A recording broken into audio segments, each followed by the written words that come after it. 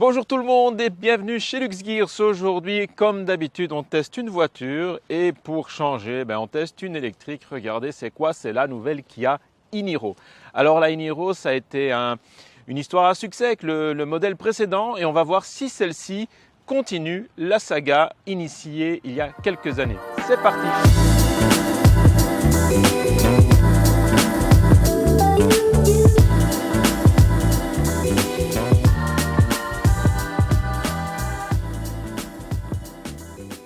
Alors on découvre sa face avant qui est assez particulière avec ces nouvelles optiques qui ont une forme un peu bizarre et un peu une forme de virgule ou de électrocardiogramme selon ce à quoi on se réfère. Vous voyez qu'elle a changé pas mal parce que la précédente on pouvait lui reprocher d'être un petit peu trop classique. Et bien là ils se sont dit bon, on va se lâcher un petit peu et au niveau de la face arrière, si on fait vite le tour, on se rend compte qu'elle a fait un changement drastique. Et regardez, c'est au niveau des feux arrière qui sont en forme de boomerang. Et surtout, si on regarde bien à travers, regardez, il y a un trou. Et en fait, ce trou-là, il permet d'améliorer l'aérodynamique à l'arrière de la voiture en permettant à ce que les turbulences soient réduites au niveau des montants du pilier C. Donc c'est assez original. On peut aussi noter que l'aérodynamique elle a été recherchée au niveau des roues parce que regardez maintenant les jantes des voitures électriques, elles ont tendance à être de plus en plus plates, c'est-à-dire que les rayons sont aplatis pour avoir une bonne aéro. Et tout compte fait, je dirais que ce Kia Niro ou cette Kia Niro, je ne sais pas trop comment l'appeler, eh bien elle a un look de crossover parce qu'elle est à la fois entre une berline et un monospace et on va le vérifier à l'intérieur avec une position de conduite qui est légèrement surélevée. Alors donc je vais m'installer à bord et je vais vous montrer l'intérieur de cette voiture. Donc d'ailleurs regardez derrière moi ce magnifique ciel. Alors le bouton de démarrage qui actionne directement le tableau de bord. Truc intéressant, regardez ici, pour couper le son, il faut aller ici et là on a le bouton qui j'ai le nouveau pays, voilà, je peux diminuer le son comme ça. Sinon si je réappuie dessus, eh bien je repasse sur la commande de la clim. C'est assez intelligent, je trouve que c'est pas mal parce que ça permet d'avoir des commandes presque physiques et moi j'aime assez bien ça. Donc on a un accès direct à la clim et navigation, multimédia, radio. Ici on peut faire le son, regardez, c'est pas mal du tout. J'aime assez bien. Alors au niveau du tableau de bord, c'est assez classique, regardez. C'est des instruments digitaux mais qui font une mimique de l'analogique. Le volant, on va le mettre un petit peu en dézoomé, classique avec à gauche tout ce qui concerne le cruise adaptatif. Alors regardez là, si j'appuie ici longtemps, il y a le lane assist qui va se mettre en orange. Voilà, donc là, il est désactivé et ça je trouve que c'est pas mal d'avoir un accès rapide au lane assist, ça c'est bien. Sinon côté droit du volant, on a tout ce qui concerne le multimédia, les raccourcis, le téléphone.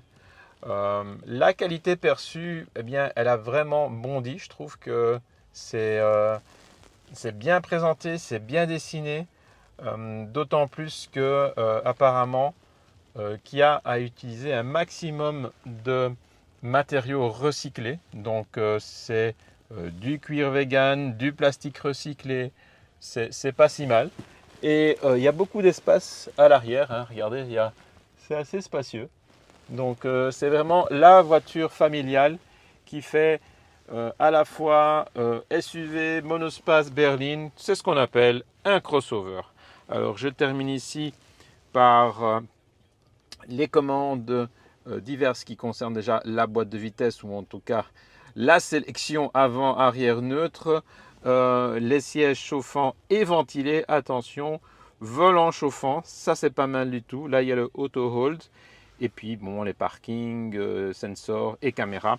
Et ici c'est pas mal, regardez, c'est assez sympa. Je vais dégager ici un peu comme ça vous voyez. Quand on appuie ici, eh bien on peut verrouiller la position, tac, ou ici pour sécuriser l'emplacement des boissons. Donc bien pensé. Au niveau de la connectivité, on voit qu'il y a au centre une prise USB, un USB-C et même une prise allume-cigare classique. Alors, bien entendu, ici, on a le chargement du téléphone par induction. C'est vraiment bien pensé tout ça. Je trouve qu'ils ont bien fait les choses. Allez, c'est parti. On va faire notre petit tour habituel et vous donner nos impressions sur la conduite de cette nouvelle Niro électrique. Alors, comme d'hab, hein, c'est super silencieux. Voiture électrique oblige. Alors déjà, c'est la douceur qui règne à bord. Position de conduite, j'ai pas grand chose à dire. Hein. On est installé confortablement. Position légèrement haute puisque c'est un crossover. Alors je rabaisse un tout petit peu encore. Voilà. On a des bonnes amplitudes de réglage, c'est très bien. Le siège relativement confortable. Et déjà je sens que la suspension elle est assez souple. Donc c'est pas mal. Pour le type de voiture que c'est-à-dire une voiture à caractère familial, je trouve que c'est appréciable d'avoir une suspension conciliante. Alors la direction, elle est aussi très douce. Donc premières impressions assez positives. Comme je vous ai dit, hein, la voiture avale bien les bosses. Elle a l'air assez stable. Le toucher de pédale de frein est correct. Alors, petite information, techniquement, la voiture a très peu changé. C'est-à-dire qu'elle a toujours cette batterie de 64 kWh. Bon, ça a augmenté un tout petit peu, je crois que c'est presque 65 kWh maintenant. L'autonomie est pratiquement la même. Avant, c'était 455, maintenant, c'est 460 km WLTP. Alors, la voiture aurait perdu 20 kg. Bon, elle reste lourde, hein, c'est 1700 kg. 1740 kg. Donc, ça reste quand même un véhicule lourd. Mais honnêtement, ça ne se ressent pas trop à la conduite. Donc, c'est plutôt une bonne chose. Donc je l'ai dit, 65 kWh de batterie, puissance environ 200 chevaux, couple dans les 250 Nm. Il a été un petit peu réduit par rapport à la précédente pour privilégier la motricité. Je dirais qu'au niveau des performances, on sent pas trop que ça marche moins fort. Non, ça part assez bien, hein, donc c'est correct. Donc rien à dire de ce point de vue-là. Et donc toujours ce silence à bord, silence vibratoire. Malgré tout, on entend un petit peu le roulement des roues sur la route, ce qui est normal, hein, parce que ces voitures sont de plus en plus silencieuses et donc on entend tous les petits détails, toutes les petites nuisances qui normalement ne s'entendent pas avec une voiture thermique. Alors la bonne nouvelle, c'est niveau consommation. Vous savez, la Kia Niro était considérée comme une des voitures les plus efficaces avec les Tesla. Et effectivement, on a toujours des consommations très basses. Moi, je suis personnellement j'ai réussi à faire moins de 14 kWh au 100. Je suis même descendu à une dizaine de kWh au 100 sur parcours où le véhicule était déjà conditionné d'un point de vue thermique. Donc, ça se confirme, Kia maîtrise bien l'autonomie de ces véhicules, donc c'est une très bonne chose.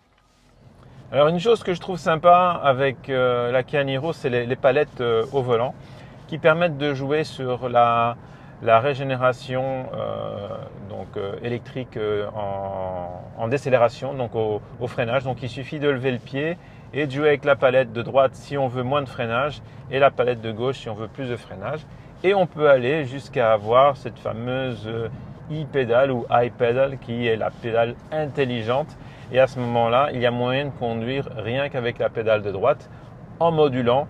Et c'est-à-dire que quand on relâche, eh bien, la voiture freine. Quand on accélère, elle accélère. Donc, c'est pas mal. C'est assez pratique en ville, je dirais, parce qu'elle fait des arrêts assez doux. Donc, on arrive sur un feu. C'est vraiment pas mal.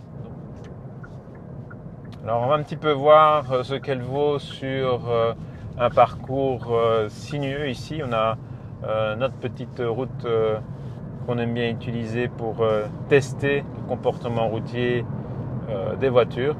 Donc c'est une route qui est assez bosselée avec pas mal de virages, un peu de déclivité, donc ça permet de se faire une idée du comportement routier de la voiture. Donc déjà, elle vire relativement à plat. La direction est précise.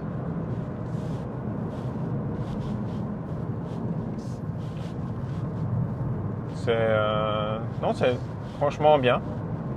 Suspension, bon, ça contrôle assez bien en compression et en rebond. Donc franchement, pour une voiture familiale, elle tient bien la route. Logique, hein, on a la batterie qui est logée au plus bas et qui a une bonne répartition des masses. Donc oui, vous voyez, c'est une voiture qui est très agréable, très douce à utiliser. Elle correspond parfaitement à son job qui est de proposer une solution attrayante aux petites familles qui ont besoin d'une voiture compacte, spacieuse, confortable, écologique et rigoureuse. En plus, on a une qualité de fabrication qui est vraiment à la hausse avec Kia ces dernières années. Bon, Kia et Hyundai qui font partie du même groupe, vous le savez. Et donc, je dirais que la qualité et les prestations continuent chaque fois d'augmenter chez Kia et chez Hyundai. Et franchement, cette voiture, c'est une voiture super intéressante. Elle est positionnée de façon assez intelligente au niveau du prix. Au début des 40 000 euros, je crois que c'est 42 43 000 euros pour la version e-Niro, donc 100% électrique d'entrée de gamme. Je vais terminer aussi par mentionner un petit détail au niveau de la recharge.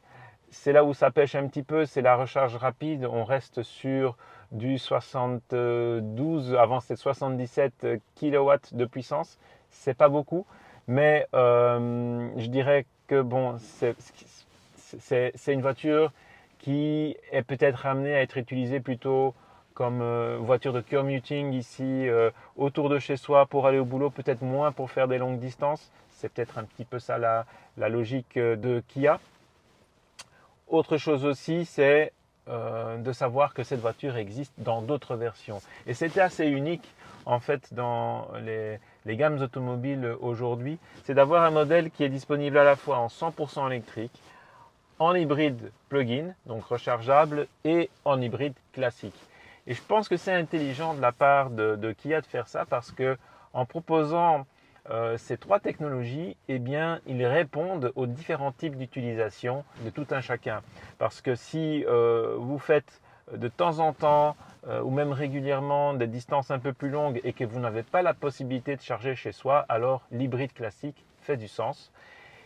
Et si par contre vous êtes plutôt citadin autour de la ville, que vous pouvez charger chez vous, et bien à ce moment-là, la 100% électrique fait aussi du sens. Après, on a la fameuse plug-in hybride qui est un petit peu entre deux chaises parce qu'elle est aussi chère que l'électrique, mais elle ne peut pas faire autant de kilomètres. Elle a 50 km d'autonomie.